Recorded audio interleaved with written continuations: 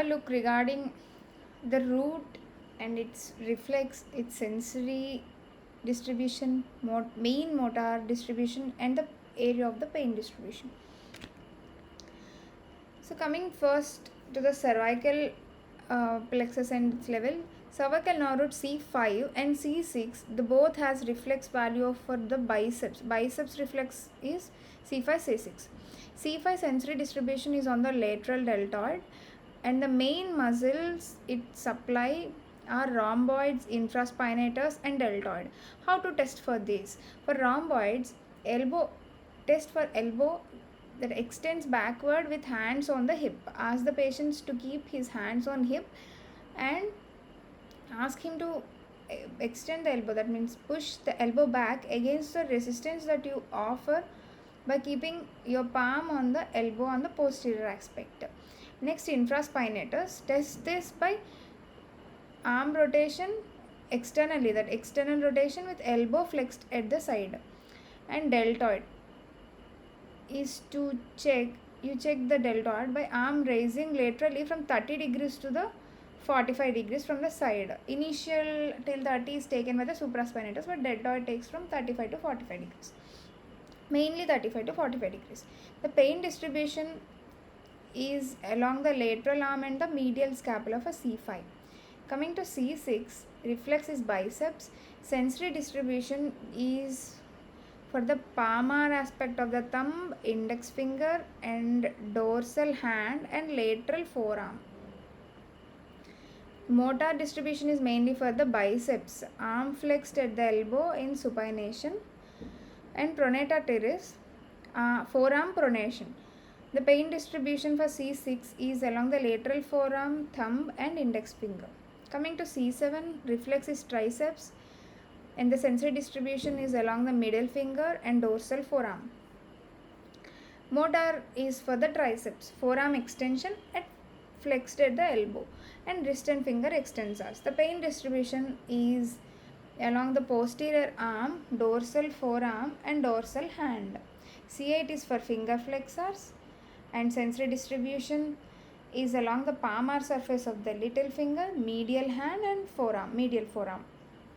Motor innervation is for the abductor pollicis brevis, that is abduction of the thumb, first dorsal interossea, that is abduction of the index finger, and abduction of the little finger by abductor digiti minimi muscle. The pain distribution is along the fourth, fifth fingers, medial hand, and forearm. T1 reflex level is finger flexors. The sensory distribution is axilla, medial arm, anteromedial forearm.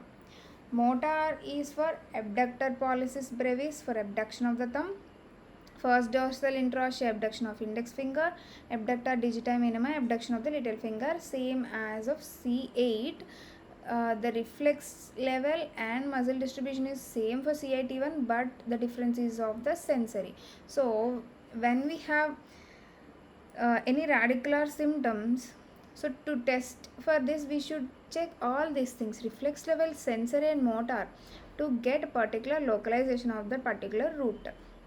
That for the T1 pain distribution is along medial arm and axilla. And L2, L3, L4, L5, S1. Coming to these, L4 has reflex level of knee, and S1 is for ankle reflex. Rest of the others doesn't have much reflex value. L2 supplies sensations over the upper anterior thigh. Motor is hip flexion via psoas. Pain distribution is also on the anterior thigh. So L3 distributes sensations over the lower anterior thigh and anterior knee.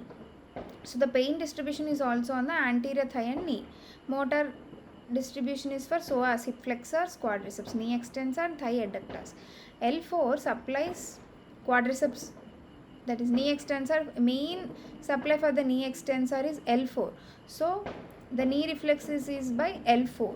Sensory supply is along the medial calf. So the pain distribution is along the medial calf, knee, and anterolateral aspect of the thigh.